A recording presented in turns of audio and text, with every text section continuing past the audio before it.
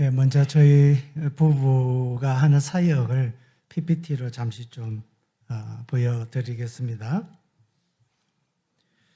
예, 저희가 가서 제가 99년도에 저 혼자 먼저 한 달 정탐했을 때 하나님께 저에게 주신 캄보디아의 비전이 소망과 회복의 땅 캄보디아였습니다. 지금까지 그 땅을 보고 가고 있고요. 그때 주신 말씀이 마태복음 24장 14절 말씀입니다. 어쨌든 끝이 오기를 바라고 언제 주님 오실지 모르겠지만 하여튼 하나님이 주신 사명 그렇게 감당하려고자 애쓰고 있습니다. 전체 아까 우리 한 장로님도 말씀했는데 2년 전이 우리 캄보디아 개신교 100주년이었습니다.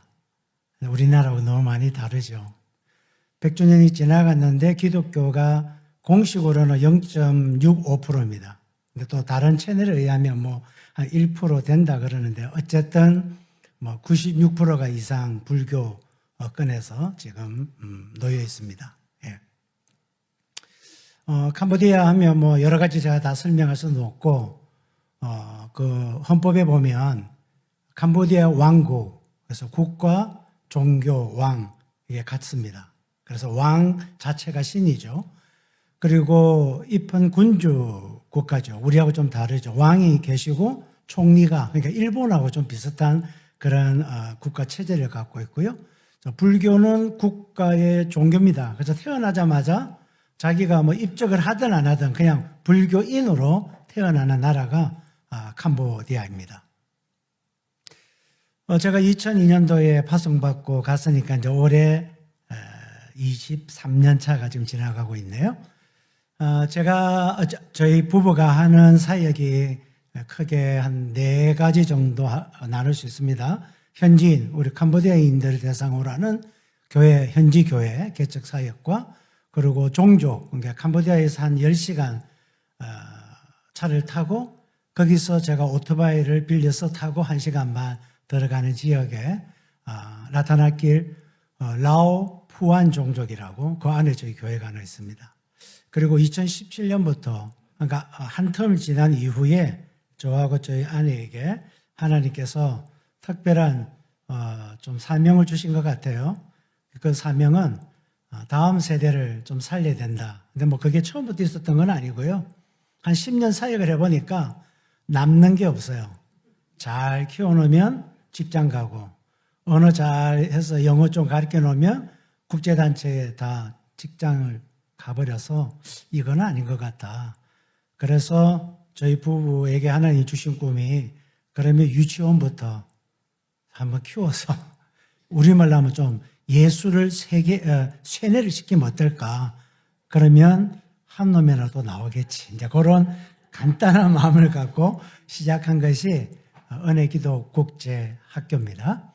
그 다음에 제가 원치는 안 했지만 또 저희 교단에서 각 나라의 수도에 한인교회를 세워야 된다는 것이 3년 전에 공문이 내려왔어요. 그래서 어쩔 수 없이 제가 지금 하늘영광교회라는 교회를 개척했습니다. 그래서 지금 한인교회까지 감당을 하고 있고요. 최근에 작년이죠. 캄보디아 교육 네트워크라고 해서 캄보디아에서 교육 사역 하시는 선교사님들 그리고 학교를 연합해서 지금 사역들을 감당하고 있습니다. 예. 나머지는 금방 4가지 사역을 제가 주로 말씀을 드린 거고요. 쭉 넘어가시면 됩니다. 예, 우리 주일학교 아이들 아마 성탄절 행사 사진을 올려놓은 것 같아요. 예. 중고등부 우리 SFC 아이들 예배 드리면서 성경 읽는 시간들입니다.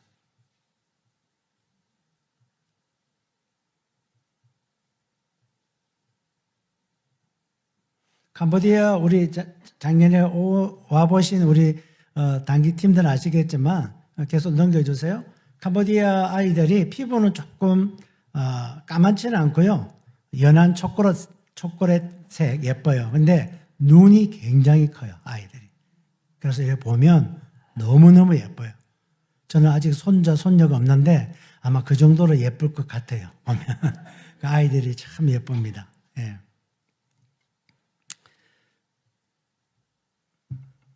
그래서 기도 제목인데요. 저희가 이제 6학년을 2번 졸업을 시켰거든요.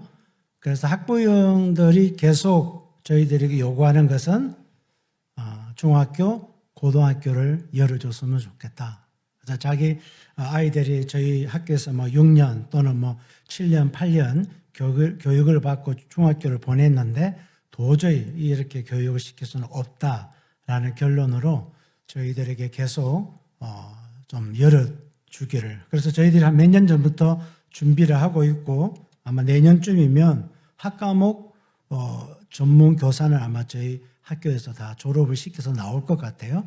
그래서 앞으로 내후년 정도 중고등학교 설립을 위한 그런 준비가 아마 좀 구체적으로 돼야 될 것 같아요.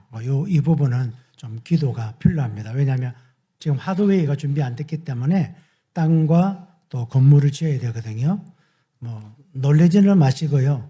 그냥 한 25억 정도 될 것 같습니다. 근데 우리 편에서는 25억 하면 엄청 크게 보이는데요.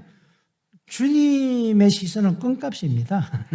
한 사람 감동 주면 그거 별거 아닙니다. 그래서 저는 걱정은 하지 않습니다. 어떻게 잘해서 하나님의 나라를 그것을 잘 세우고 다음 세대를 일으킬까 그런 생각입니다. 예, 거기 다죠? 네, 계속해서 우리가 이 사회 감당할 수 있도록 지금처럼 기도해 주시고 관심 가져주시면 됩니다. 예, 감사합니다. 오늘은 가끔 제가 올 때마다 저 혼자 왔는데 아마 설교할 때 안 뜰 것 같아요. 제 아내가 같이 왔습니다. 이 세상에서 가장 예쁘고 날씬한 분 한번 인사드리겠습니다. 전혜정 선교사입니다. 예.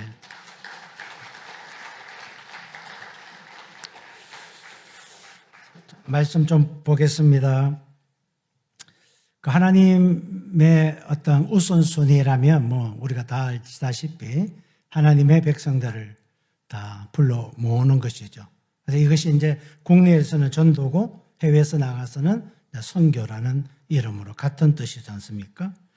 오늘 예수님께서 이 말씀을 통해서 하나님 나라 이 잔치의 합당한 기준이 뭘까? 그리고 이 일에 있어서 일꾼된 저와 여러분은 무슨 일로 감당을 해야 될까?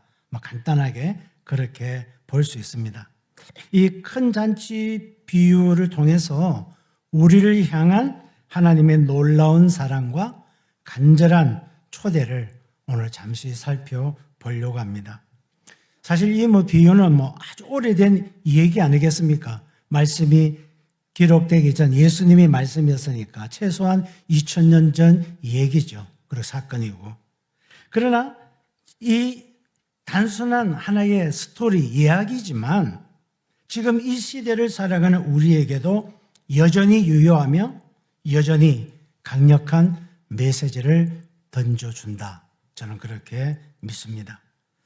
예수님 당시의 종교 지도자들과 백성들의 모습을 통해 우리의 모습을 돌아보고 주님의 간절한 부르심에 어떻게 반응해야 할지 좀 잠시 고민해 보려고 합니다.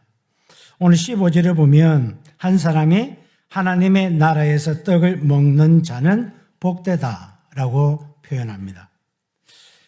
이는 당시 유대인들이 가지고 있던 메시아 시대에 대한 막연한 기대를 보여주는데요.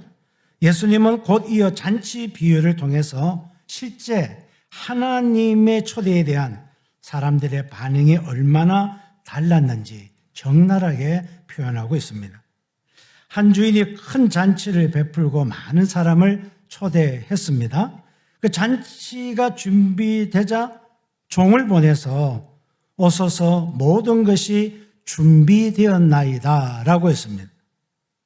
여러분, 잔치에 초대받는다는 것은 큰 영광이고 기쁨입니다. 특히 그 잔치가 성대한 것이라면 더욱 그렇습니다. 그런데 놀랍게도 초대받은 사람들의 반응이 어떠했습니까? 18절에 보니까 다 일제히 사양하여 그렇게 기록되어 있어요. 그들은 한결같이 핑계를 대며 오지 않겠다고 했습니다. 첫 번째 사람은 밭을 샀으니 가서 보아야 하겠다 그랬어요. 오늘날로 말하면 아파트를 처음 분양받았다 이겁니다. 내일 우리 교회 좀 오세요 그랬는데 어저께 처음으로 아파트를 분양을 받았기 때문에 나는 그 아파트에 내 집에 가봐야 되겠다. 뭐 그렇게 오늘날 성경으로 해석하면 그럴 것 같아요. 제가 볼 때는. 두 번째 사람은 소 5겨리를 샀으니 시험하려 간다 그랬어요. 뭐 어느 회사 뭐 브랜드인지 모르겠지만 어쨌든 갑자기 차를 5대 산 거예요. 그래서 이 차 저 차를 뭐 매뉴얼을 좀 알고 싶고 어떤 기능이 있는지 그걸 좀 봐야 되겠다는 거예요. 그러니까 내가 내일 교회는 가고 싶은데 오늘 차를 샀는데 그것도 5대를 사가지고 이 차의 어떤 능력, 성능 이걸 좀 체크를 해야 되니까 내일 교회에 못 가겠다. 뭐 그런 얘기 같아요. 세 번째 사람은 장가 들었으니 갈 수 없다. 뭐 여기에 뭐 우리 어린이들이 지금 있는지 잘 모르겠지, 유아실에 있는지 모르겠지만 아니 오늘 식을 올렸는데 내일 각방을 쓰고 교회 나오라. 그런 젊은 애들이 있겠습니까? 하여튼 어쨌든 이렇게 오늘 해석이 가능해요. 그러니까 한마디로 말하면 뭐냐면 내가 지금 그 잔치에 못 가는 이유가 당연하게 있다는 거예요. 당연하게 내가 내일 교회 못 가는 이유가 이래서 저는 못 갑니다. 여러 가지 핑계를 댔습니다. 하나님의 초대는 우리를 향한 구원의 은혜이자 영원한 생명의 잔치입니다. 이것을 육으로 받아들이면 안 되는데 세상 사람들은 이걸 육으로 받아들여요.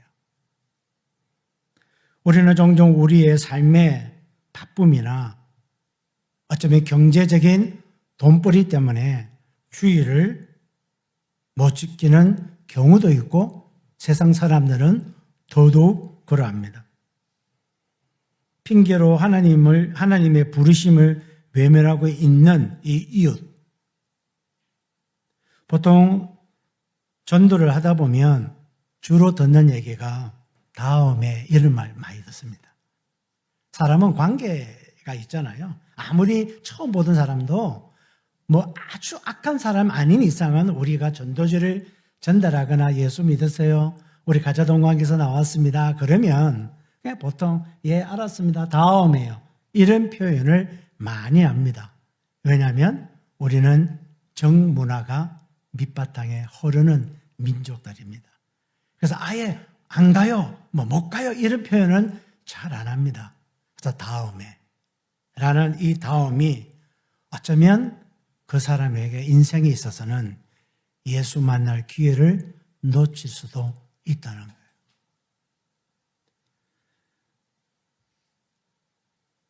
영적인 무감각과 자기 중심적인 태도가 어떠한 하나님의 은혜로운 초대를 거절하게 만드는지 오늘 3가지 비유를 통해서 우리가 본 것처럼 우리는 우리의 삶에서 무엇이 진정 중요한 우선순위인지 깊이 성찰해야 합니다. 저와 여러분은 이미 하나님의 은혜로 예수를 전인격적으로 믿고 그 예수를 위하여 살아가는 자들입니다. 좀 우리에게는 우리 이 가자동강교회라는 울타리 밖에 있는 분들에게 우리는 관심을 가져야 하는 것이죠.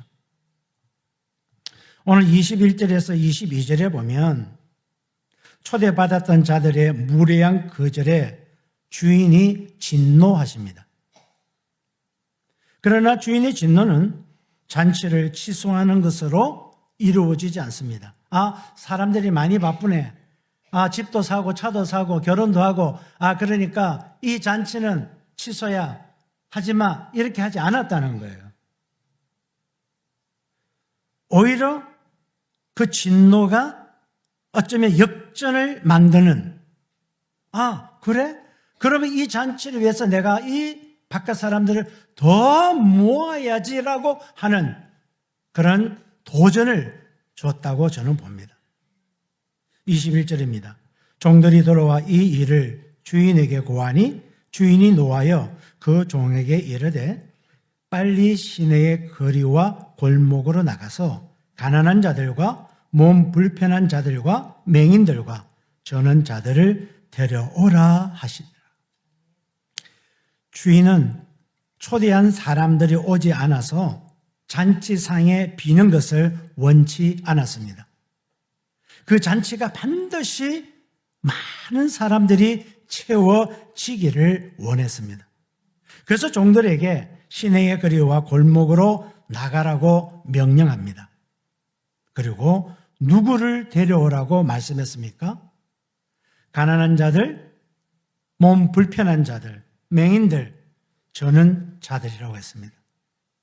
이들은 당시 그 사회에 이 초대교회가 생기기 전 예수님이 복음을 전하던 그 당시로 보면 그 시대에 가장 소외되고 무시당하고 아무런 기대조차, 아니 어느 누구도 나를 잔치에 오라고 말할 대상이 안 되는 그런 사람들에게 오늘 이 잔치에 참여하라고 말씀을 듣게 하는 것입니다. 이것은 무엇을 의미합니까? 세상의 기준을 볼 때는 자격이 없고 내세울 것이 없는 사람들이 오히려 하나님의 은혜로운 잔치에 초대받게 되었다는 것입니다. 이것이 바로 하나님이 꿈꾸고 있는 전도를 향한 역전 드라마를 쓰고 계시는 겁니다. 세상의 가치관과 전혀 다른 하나님의 가치관을 보여주는 것입니다. 오늘날에도 하나님의 나라는 이러한 역전의 원리로 확장되고 있습니다.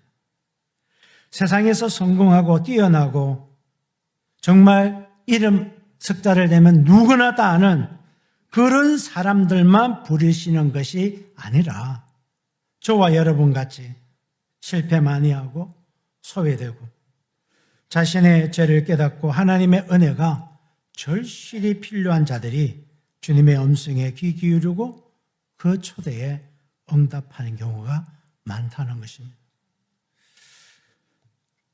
저는 우리 교회에서 부교육자 생활을 좀 길게 했잖아요. 근 8년을 했으니까. 80년대 말 제가 처음 선교 현장을 간 데가 러시아 유주노 사할린이었습니다. 일본 삿포로 섬 옆에 있는 사할린이었어요. 그때만 해도 내가 선교사가 돼서 하나님이 주신 일들 잘 감당해야지. 그런 마음은 있었지만 한 사람의 영혼, 이 한 사람의 전도의 그 가치성에 대해서는 별로 몰랐습니다. 당연히 전도사가 되고 당연히 강도사가 되고 당연히 목사가 돼서 이 일을 하는 줄 알았어요.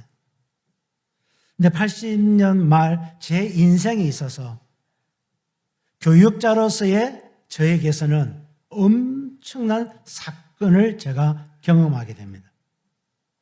그 당시에 토요일 날 그 섬기는 교회의 청년들하고 노방전도를 했습니다.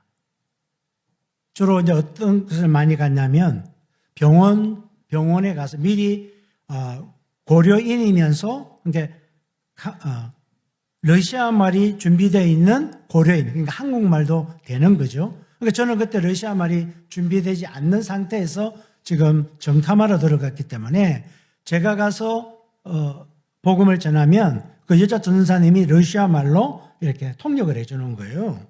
그래서 몇 주 이제 그렇게 다니니까 제가 이제 익숙하잖아요. 근데 한 주는 그 전도사님이 뭐라고 말씀하시냐면, 그때는 제가 아직 선교사로 지명 받기 전인데, 그래도 그분들이 그냥 선교사로 불러줬어요. 선교사님, 오늘 우리 내일 가는 병실은 일반 병실이 아니고 암 환자들만 모여있는 그런 병실인데, 이렇게 예전처럼 가서 손도 잡고 전도지와 빵 이런 것들을 전달할 수 없고 바깥에서만 할 수 있습니다. 그렇게 저에게 정보를 줬어요. 그러냐고. 그래서 청년들이 가서 그 복도에서 우리 한장로님처럼 기타를 들고 막 찬양을 하고, 그리고 이제 A, B, C, D 이렇게 이제 호실이 있었거든요. 거의 다 돌았어요. 다 돌았는데 마지막 병실에 두 자매가 이렇게 누워있고, 부모님인지, 눈이 언니인지 잘 모르겠어요. 두 자매인데, 제가 이제 그 앞에, 문 앞에 서서 못 들어가니까 찬양을 하고 제가 복음을 전했어요. 우리는 다 죄인이라는 거, 이 죄는 내가 없앨 수 없다는 거, 예수를 믿으면 죄 사함을 받고 구원을 받고 오늘 죽어도 하나님의 자녀가 되어 천국 간다. 이런 간단한 복음을 전했어요. 근데 내 그 방 앞에 있는 이 자매는 제가 하는 얘기의 통역을 굉장히 귀담아 듣는 것 같아요. 근데 그 뒤에 그 테이블에 앉아있는 자매는 그걸 막 안 들으려고 귀를 막 막고 막 쭈그리 앉아가지고 하니까 좀 보기에 미안하기도 하고, 같은 복음인데 좀 들었으면 어떨까, 그런 생각을 하고 마치고 나왔어요. 나왔는데 그날 저녁 토요일이었거든요. 그 다음 주일 아침이잖아요. 그때도 제가 청년부 설교를 했어요. 그러면 그 여자 전사님이 통역을 해주고. 근데 밤새 잠이 안 오는 거예요. 그 마지막 병실에 있었던 막 길을 이게 감싸고 막 인상을 쓰는 그 자매가 자꾸 기억나는 거예요. 그래서 왜 이럴까? 그 영적 감각이 제가 좀 둔하다 보니까 그냥 잘라고 그랬어요. 잠이 안 와요. 계속 생각나요. 그래서 거의 주일 아침 지금 내가 7시에 가야 되는데 거의 밤을 샜어요.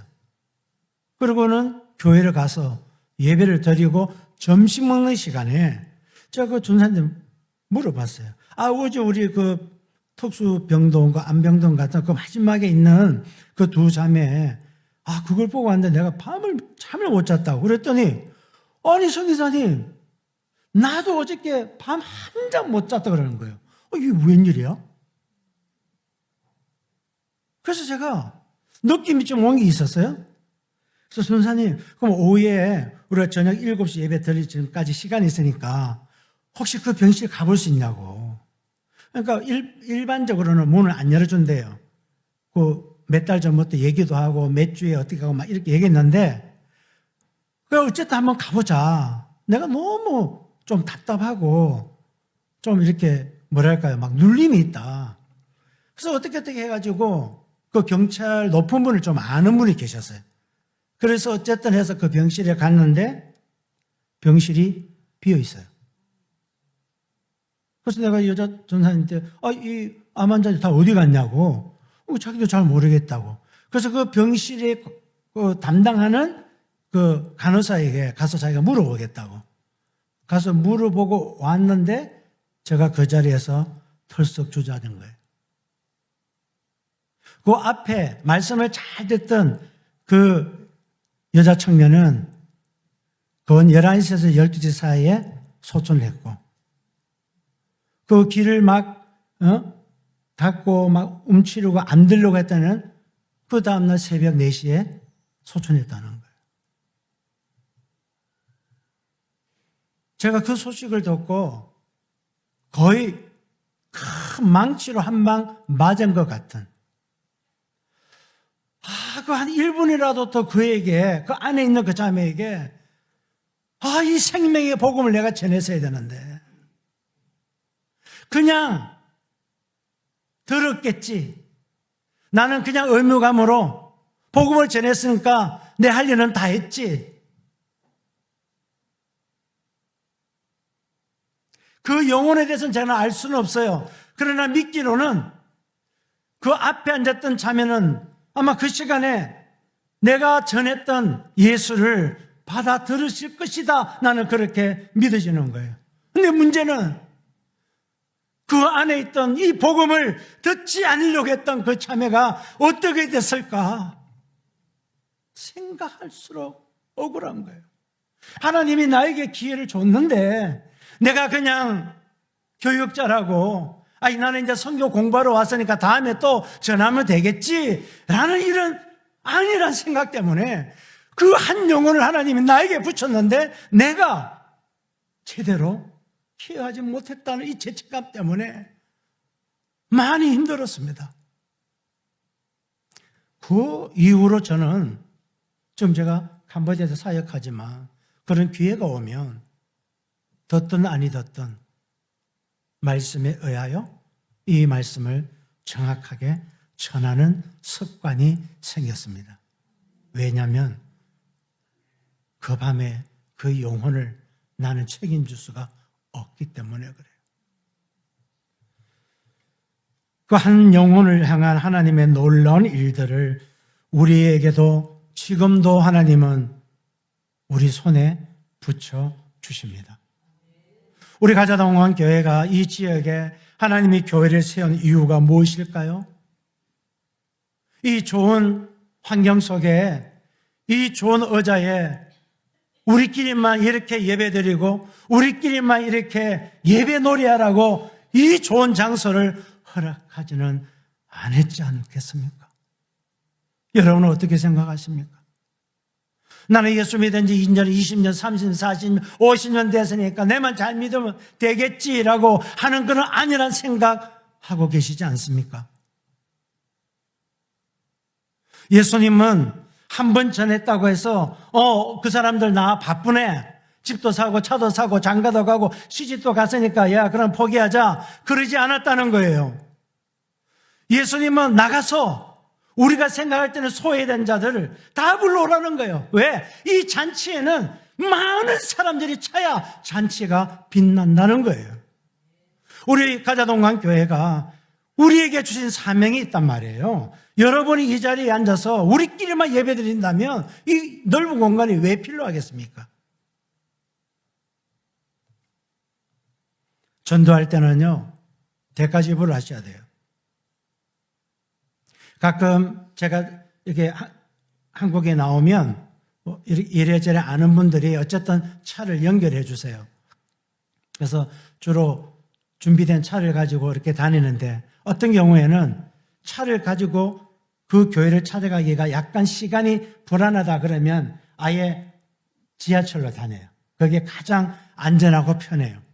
그 지하철 타고 오다 보면 가끔 지금도 그 휴지 좋은 이렇게 무슨 교회 이래가 줘요. 그럼 제가 목사가 선교사인데 받으면 안 되잖아요. 저 목사입니다 이렇게 지나갈 수 있잖아요. 근데 전도하는 그 사람의 손이 부끄럽지 않도록 예 감사합니다 그러면 그분도 빨리 눈치 끌고 다른 사람 전달하는데 내가 초신 줄 알고 막 따라와. 그때는 제가 얘기하죠. 어쨌든 그런 누군가는 한 영혼을 위하여 휴지라도 그 교회 주부라도 전도지라도 나눠줘야 한다는 거예요. 네, 여러분 그렇게 하십니까? 당연히 하실 줄 압니다만은 우리 교회에 지금 많은 빈자리, 물론 오전에는 꽉 차신 줄 압니다만은 이 빈자리를 누가 책임져야 됩니까? 누가 이 빈자리를 채우려고 애써야 되냐는 거예요.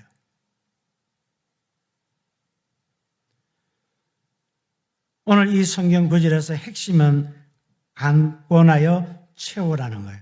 이게 전도의 사명이에요. 더 넓게 보면 선교의 사명이에요. 아직도 자리가 있다는 보고를 듣는 주인은 종들에게 23절 말씀하죠. 주인이 종에게 이르되 길과 산 울타리로 가로 나가서 사람을 강권하여 데려다가 내 집을 채우라. 이 집이 교회란 말이에요. 교회.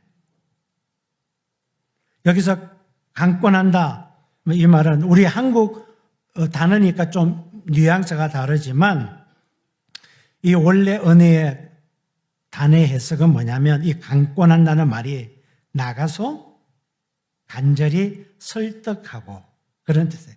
나가서 간절히 설득하고 나가서 그 이웃의 상태를 권면하고 그리고 복음을 전하여 그 마음을 움직이게 하는 것, 이게 강권하여라는 말이에요.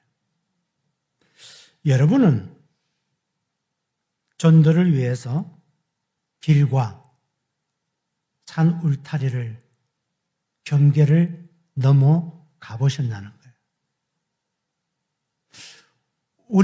우리 교회가 이 자리에 있기 때문에 이 지역은 우리가 책임져야 됩니다. 그렇지만 선교와 전도는 더 넓게 해석을 해야 합니다. 더 멀리 가서 사람을 데리고도 와야 합니다. 혹 시간이 되시면 인천에 있는 주안 장로교회를 치보시면 전도왕 권사님들이 한 4-5분 간정된 것이 올라올 겁니다. 그 중에 한 분의 간정을 제가 들었어요. 그 주안 장로교회는 유명한 교회입니다. 전도 잘하는 교회로.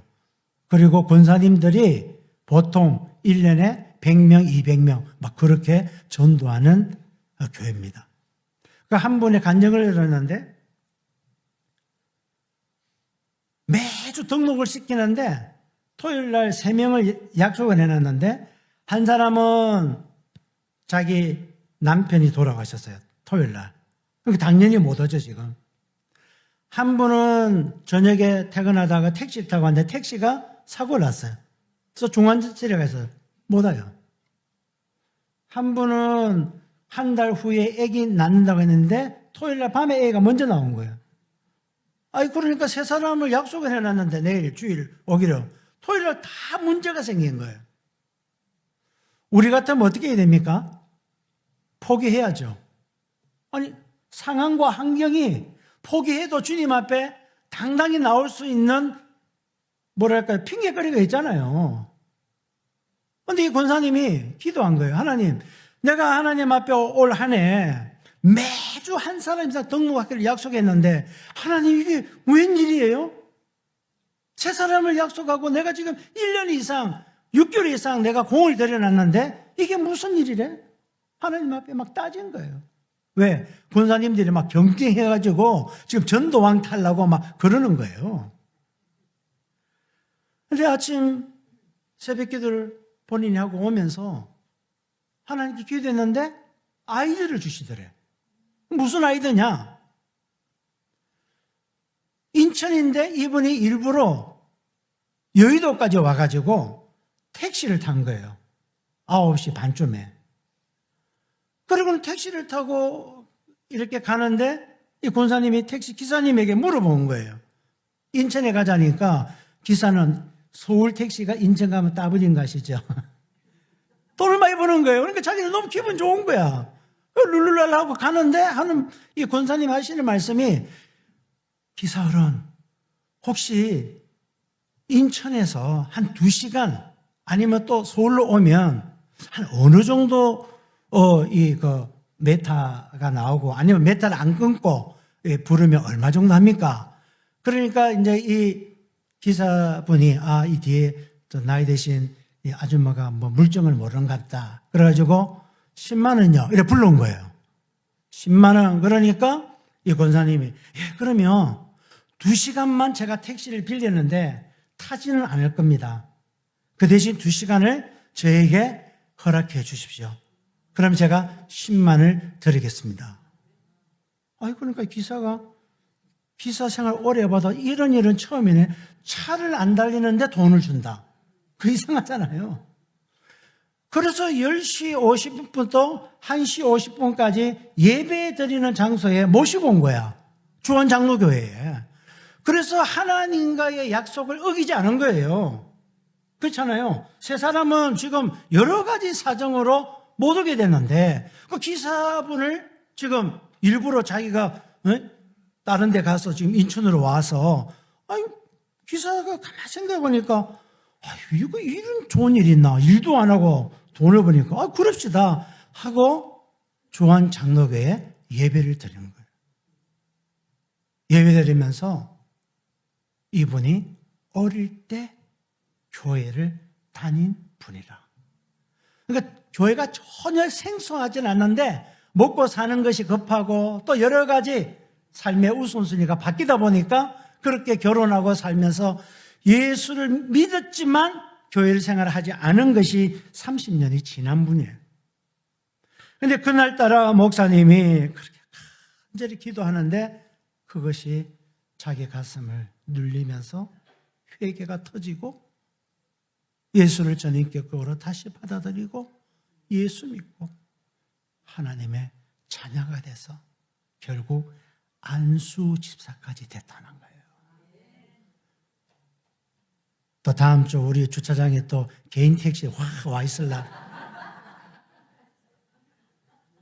제가 무슨 말을 지금 하는지 아시겠습니까?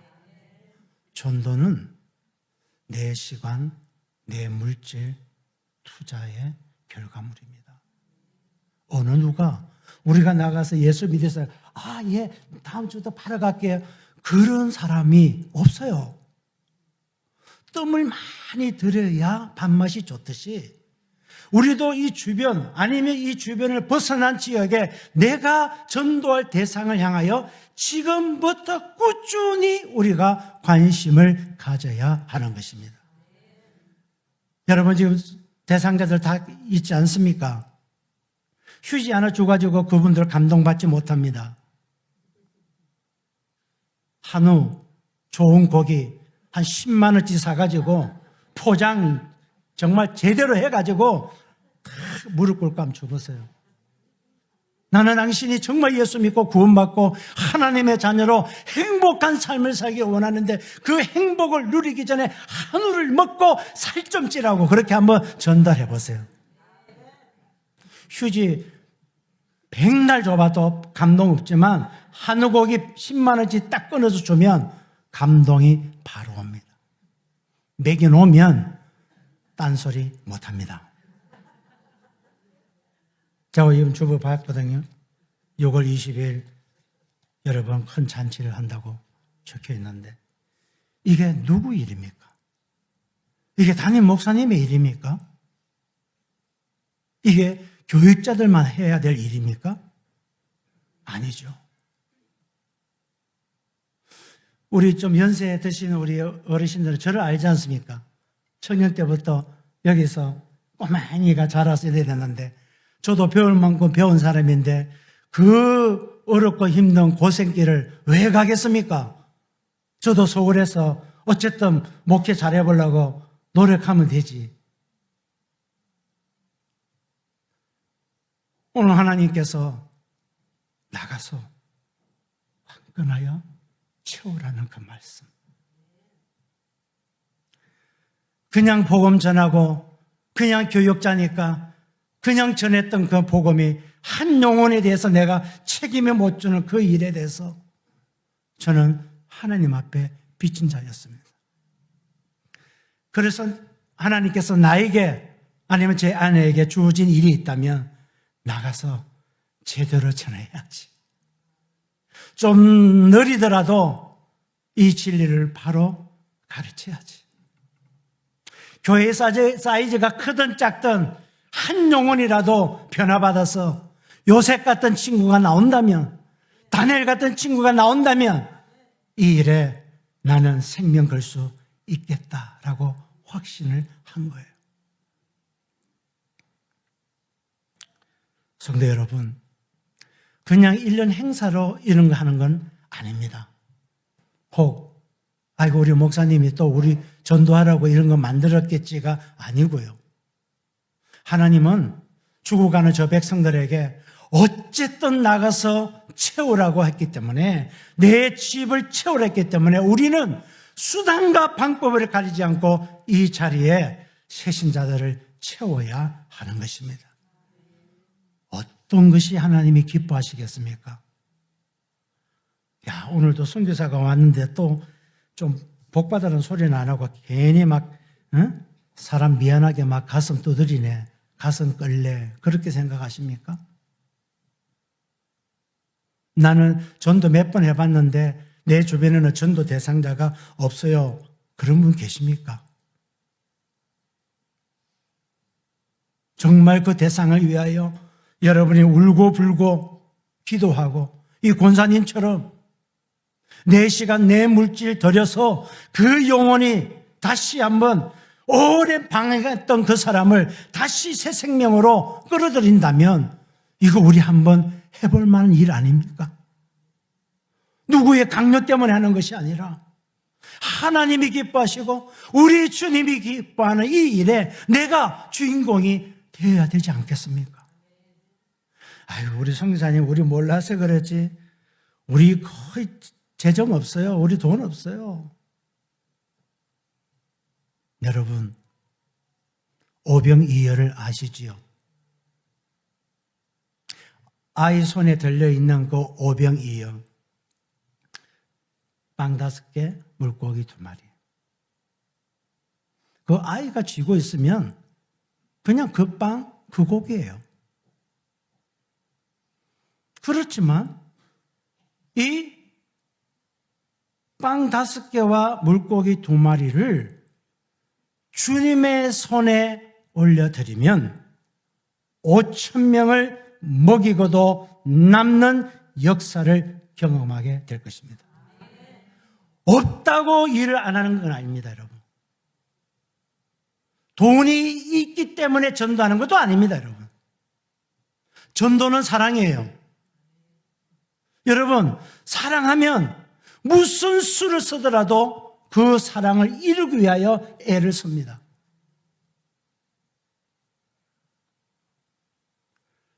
오늘 권사님이 딸을 늦게 시집을 보냈어요. 그래서 37에 미국에서 공부하는 그 딸이 늦게 결혼을 했는데, 지금은 늦은지 잘 모르겠습니다만은, 그래서 39에 아기를 가진 거예요. 그것도 기적 아닙니까? 그래서 아기를 가지니까 이제 뭐가 먹고 싶다고, 그래서 엄마한테 전화한 거예요. 한국에 있는 엄마에게. 그래서 엄마가 해줬던 청국장, 무슨 고추장, 그런 얘기를 한 거예요. 그러니까 그 권사님이 나이가 80이 다 돼 가는데 자기 그 딸 임신했다고 인천공항에 56kg 가방 2개를 들고 왔다는 거예요. 여러분, 80 먹은 권사님이 근 60kg를 들고 왔다니까요. 이게 가능합니까? 아니 10kg를 들고도 팔이 아프네, 허리가 아프네, 별 핑계를 다 대는 그 권사님이 아니 30kg, 60kg를 들고 인천공항에 왔다는 거예요. 그리고 13시간을 타고 뉴저지까지 가서 거기서 또 60kg를 들고 2km를 간대요. 근데 가능하냐고 물으니까 가능하대요. 왜요? 딸이 먹고 싶다니까. 딸을 사랑하니까. 60kg가 아니라 아마 600kg라도 그 권사님은 가져가실 거예요. 왜 그렇습니까? 자기 피부치며 자기가 사랑하는 딸이 임신을 했기 때문에 먹을 거 바글바글 실어서 가는 힘이 어디서 나느냐. 육체적으로는 안 돼요. 해보세요, 여러분. 여러분, 권사님 오늘 집에 가서 아령 20kg짜리 들고 한번 돌아다녀 보세요. 거의 천국 가기 직전으로 다 갈 거야. 근데 어떻게 그 60kg를 들고 그 권사님이 인천공항까지 갔냐는 거예요. 이거는 사랑의 힘으로 가능한 거예요. 여러분, 전도는 사랑이에요. 그래서 주변에 있는 우리 전도 대상자들, 여러분이 이제 3주인가 2주 남았는데요. 기회가 있습니다. 덜로 산으로 지금 나가라 그랬잖아요. 여러분 책임지셔야 돼요. 여러분 새생명 축제할 때는 여기에 꽉 차서 하나님의 영광이 임하고 여러분의 그 전도의 상급이 여러분의 삶을 통해서 일어나야 될 줄 믿습니다. 이거는 1년 행사니까 나는 안 해도 돼. 그런 게 없어요, 여러분. 예수님의 명령이에요. 여러분 사복음서 잘 보세요. 예수님이 회당에 앉았더라 그런 말씀 별로 없어요. 들로 산으로 나가서 다 사람들 만났어요. 제자들, 12제자들 변화받고 회당에 있었습니까? 아닙니다. 복음 전하러 다 나갔어요. 우리가 잘 아는 사도 바울, 그렇게 학식이 많고 은사가 많고 능력이 있는 분이 나가서 복음을 전했다니까요. 우리 가자동광교회는 이런 하나님의 놀라운 일들을 이번에 여러분들에게 복 주시려고 기회를 주시는 거예요. 우리 목사님은 나를 막 가만 놔둔다 이게 아니고요.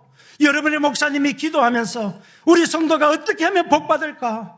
우리 성도가 어떻게 하면 저 죽어가는 영혼을 살려내는 일에 우리 교회가 쓰임 받을까? 그 연구하시는 게 여러분 담임 목사님이세요. 이 일에 여러분은 기뻐하셔야 합니다.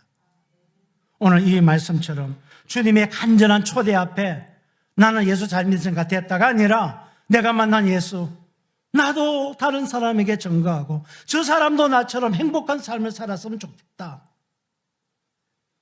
우리만 이런 생각할까요? 사단은 방해를 위해서 생각할까요? 사단도 비상 걸렸어요, 지금. 그래서 철저까지 약속했다가 토요일날 이런 문제가 발생하기 때문에 지금부터 철저하게 테러를 차단하는 기도를 하셔야 하는 거예요. 이 세상의 일이 우리가 모르는 일이 얼마나 많겠습니까?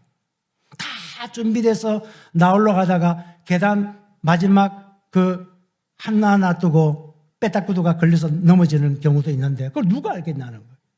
지금부터 우리가 철저하게 기도하고 철저하게 성령 하나님의 도우심을 우리가 믿고 그 전도 대상자를 향하여 매일 부르짖으면 우리 주님도 지쳐서 보내주지 않겠습니까? 정말 간청해서 우리가 기도해야 되지 않겠습니까? 여러분, 우리가 그냥 이렇게 살아서는 안 돼요. 이 시대가 얼마나 악한 시대인지 우리가 정신을 똑바로 차리고 내 신앙도 잘 유지해야 되겠지만 저 죽어가는, 우리가 볼 때는 멀쩡한 사람 같지요. 우리가 볼 때는 좋은 아파트 차고 좋은 차 타는 것 같지요. 그러나 그 모든 사람이 죄인인 거 아세요? 우리가 볼 때는 화장 잘하면 되게 젊어진 것 같고 예뻐 보이지만 저녁에 가보면요, 그 얼굴이 그 얼굴이에요. 여러분, 우리가 볼 때는 저분이 막 좋은 차 타니까 돈을 많이 버는 것 같지만 그거 다 빚내서 산 거 아시잖아요, 여러분. 다 화사하게 웃고 다니고 나이스하게 다니지만 궁극적으로는 죄인이에요, 죄인.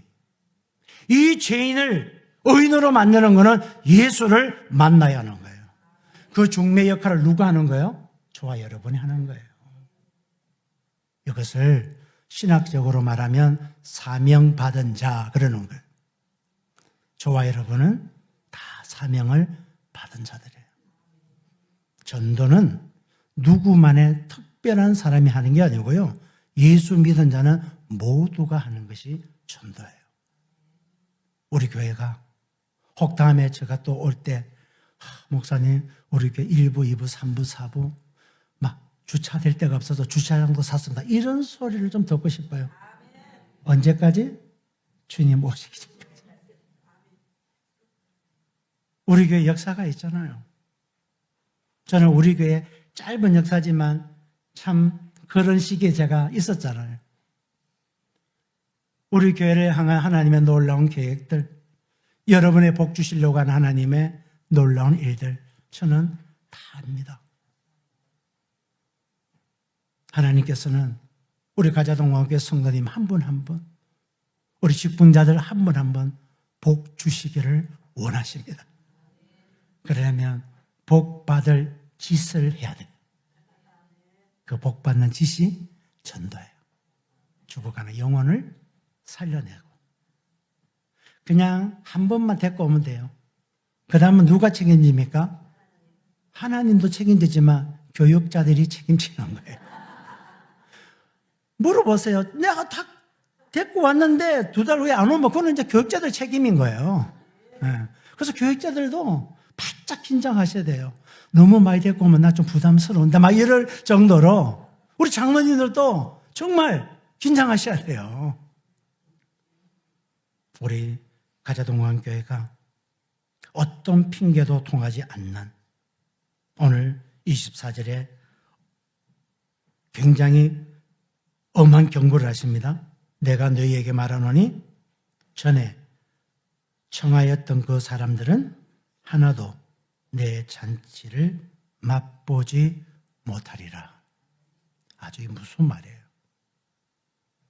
다른 말하면 기회가 무한정 있지 않다는 거예요.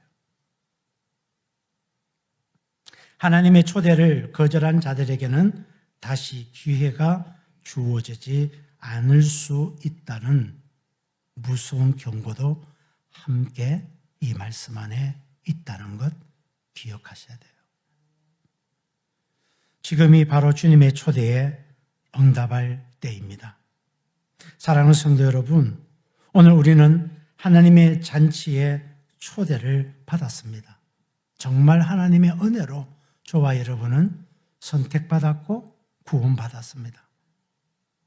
이 초대는 단순한 식사의 자리가 아니라 영원한 생명과 구원의 잔치를 얘기하는 것입니다. 우리는 주님의 간절한 부르심에 어떻게 반응하기를 원하십니까? 우리 삶의 우선순위가 무엇입니까? 자나깨나 태신자를 기억하셔야 합니다. 자나깨나 전도 대상자들을 축복하셔야 합니다. 하나님은 여전히 빈자리를 보시며 당신의 자녀들이 돌아오기를 간절히 기다리고 계십니다. 그리고 우리에게 그 빈자리를 채우라는 사명 또한 주십니다. 우리 주변에 아직 주님을 모르는 이들이 있다면 그들에게 다가가 주님의 사랑을 전하고 하나님의 이 좋은 잔치에 강권하여 데려와 우리 집을, 우리 교회를 채우시기를 바랍니다. 이 시간 주님의 간절한 부르심에 기쁨으로 응답하시고 동시에 주님의 마음을 품고 이 빈자리를 채우는 사명에 헌신하는 저와 여러분 되시기를 주의 이름으로 부탁드립니다.